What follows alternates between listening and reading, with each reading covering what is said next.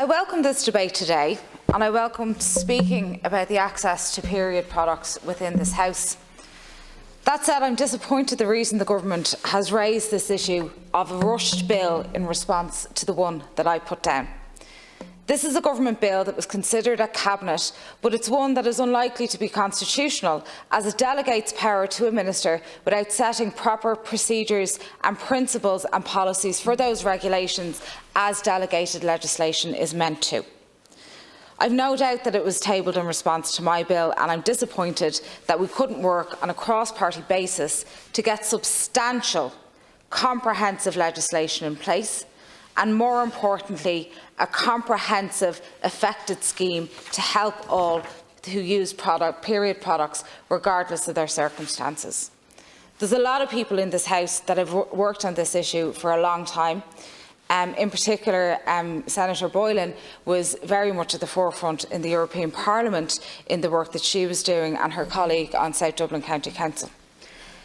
A bill enabling the Minister to develop a limited scheme doesn't go far enough, and that's clearly the indication coming from the Government and the report issued today, which has decided that yet more debate, more research and more can-kicking is needed.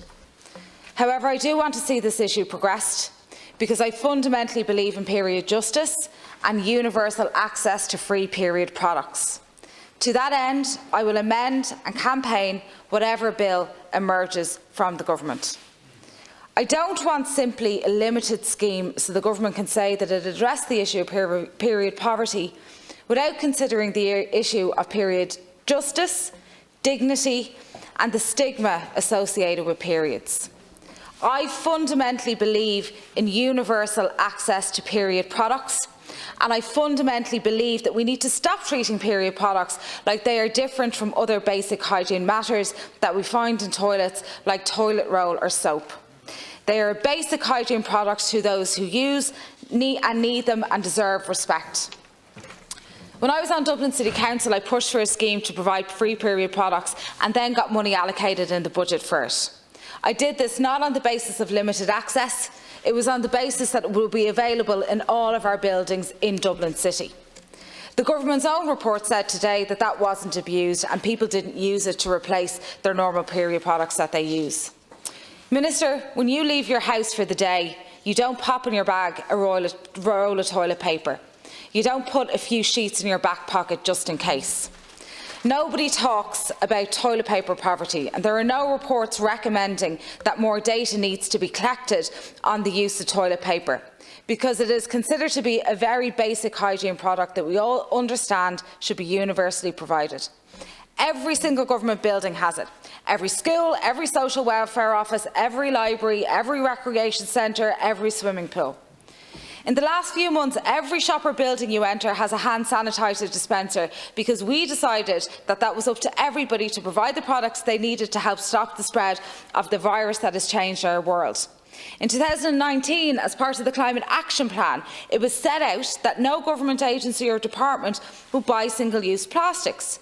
The Shared Facility Management Unit had to implement this, and now it was expanded to all bodies under the aegis of DPER. Yet when it comes to period products, it's taken over a year to come up with a report that says that more data is needed on it, and it isn't. In contrast to this one-liner of a bill, I had introduced legislation to make period products free of charge in schools, educational facilities and public service bodies. We underpin the obligation to provide period products with core principles such as ease of access for people, respecting the dignity of those using them, ensuring that people had a choice of products, promoting environmental sustainability such as the use of non-plastic options, and more importantly, ongoing consultation with users about what they actually want. And at this stage I want to thank Monica Lennon from the Scottish Parliament, who introduced the bill, for helping and assisting me in that.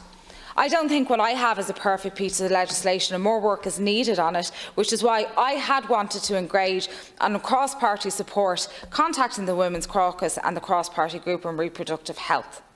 Instead, the Government decided to put its own bill, which is fair enough, but they could have put more work into it.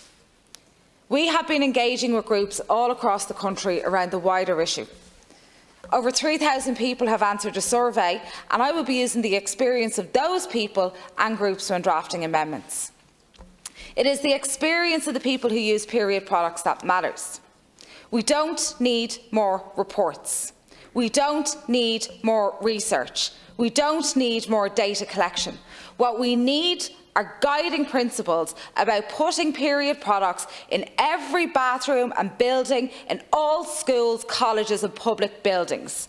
We need the government to stop overcomplicating the issue, and we need the government to stop looking for reasons to justify restricting access to free period products for all who use them and just put them in the toilets.